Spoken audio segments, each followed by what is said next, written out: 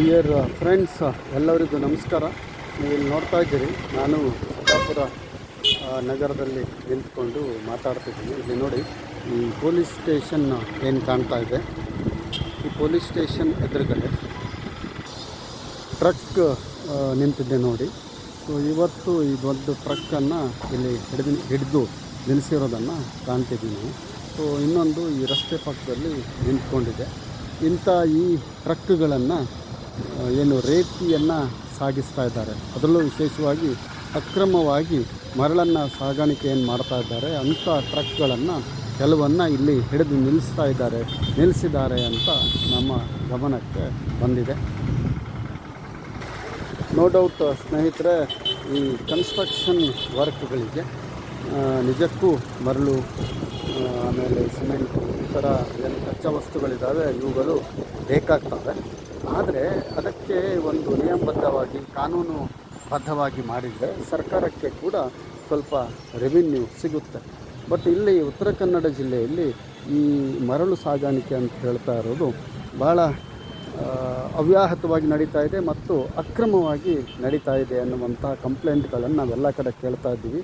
So ರಾತ್ರೋರಾತ್ರಿ ವಾಹನಗಳು ವಿಶೇಷವಾಗಿ ಈ ಮಾವಿನಗುಂಡಿ ಭಾಗದಿಂದ, ಅಂದರೆ ಹೊನ್ನಾವರ ಭಾಗದಿಂದ ಸಿರ್ಸಿಯನ್ನು ದಾಟಿ ಹಾವೇರಿ, ಹುಬ್ಬಳ್ಳಿ, ಉತ್ತರ ಕರ್ನಾಟಕ ಕಡೆ ಕೂಡ ಭಾಳಷ್ಟು ಓಡಾಡ್ತಿದ್ದಾವೆ ಅನ್ನುವಂತಹ ಆರೋಪಗಳು ಪ್ರತಿದಿನ ಕೇಳಿ ಬರ್ತಾ ಇದ್ದಾವೆ.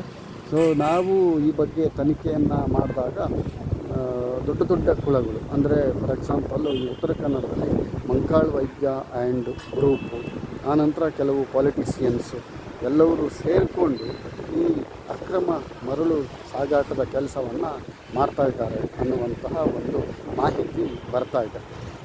ನೋಡಿ, ಡೈಲಿನೇ ಎದ್ದು ಫಲ ಮೇಯ್ದರೆ ಏನು ಮಾಡೋದು? ಈಗ ಮಂಕಾಳ್ ವೈದ್ಯ ಅವರಿಗೆ ಉತ್ತರ ಕನ್ನಡ ಜಿಲ್ಲೆಯ ಉಸ್ತುವಾರಿ ಇದೆ.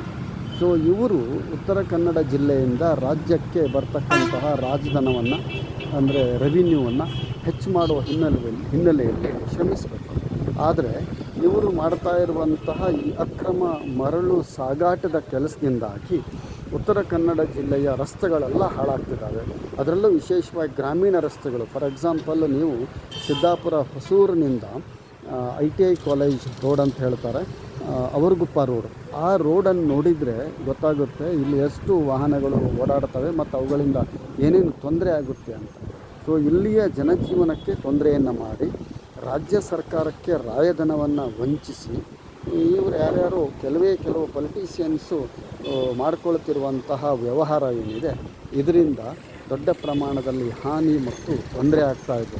ಸೊ ಇದನ್ನು ನಿಯಂತ್ರಿಸುವಂಥ ಕೆಲಸವನ್ನು ಅಧಿಕಾರಿಗಳು ಸರ್ಕಾರ ಮಟ್ಟದಲ್ಲಿ ಆಗಬೇಕು. ಬಟ್ ನಮ್ಮಂಥ ಹುಲುಮಾನವ್ರು ಏನು ಮಾಡ್ಬೋದು?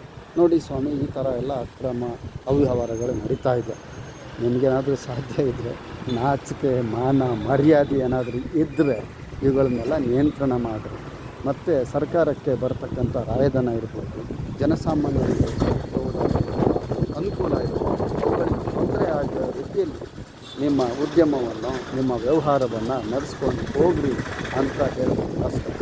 ನೀವೇನಂತೀರ ಅನ್ನೋದನ್ನು ಕಮೆಂಟ್ ಮಾಡಿ ಸ್ನೇಹಿತರೆ. ಮತ್ತು ಭಾಳಷ್ಟು ಕೆಲಸಗಳು ದಿನನಿತ್ಯ ನಡೀತಾ ಇರ್ತವೆ. ನಾವುಗಳು ದಿನನಿತ್ಯ ಕಣ್ಣಿಗೆ ಎಣ್ಣೆ ಬಿಟ್ಕೊಂಡು ನೋಡ್ತಾ ಇರಲಿಕ್ಕಾಗಲ್ಲ. ನಮ್ಮ ಮಿತಿಯಲ್ಲಿ ನಾನು ಹೇಗೆ ಒಬ್ಬ ಜನಸಾಮಾನ್ಯನಾಗಿ, ಆನಂತರ ಪತ್ರಕರ್ತನಾಗಿ ಇಲ್ಲಿಯ ಸಣ್ಣ ಪುಟ್ಟ ಸಮಸ್ಯೆಗಳ ಬಗ್ಗೆ ಬೆಳಕು ಚೆಲ್ತಾ ಇದ್ದೀನಿ. ನೀವು ಕೂಡ, ನಿಮಗೂ ಅಧಿಕಾರ ಇದೆ, ನಿಮಗೂ ಹಕ್ಕು ಇದೆ, ನಿಮಗೂ ಜವಾಬ್ದಾರಿ. ನೀವು ಕೂಡ ಪ್ರಜ್ಞಾವಂತ ಭಾರತದ ನಾಗರಿಕನಾಗಿ, ಒಬ್ಬ ನಿಷ್ಠಾವಂತ ಭಾರತೀಯ ಪ್ರಜೆಯಾಗಿ ನೀವು ಕೂಡ ನನ್ನ ಕೆಲಸವನ್ನು ಮಾಡ್ಬೋದು ಅಂತ ಹೇಳ್ತಾ ನನ್ನ ಮಾತನ್ನು ಮುಗಿಸ್ತೀನಿ. ಎಲ್ಲರಿಗೂ ಧನ್ಯವಾದಗಳು.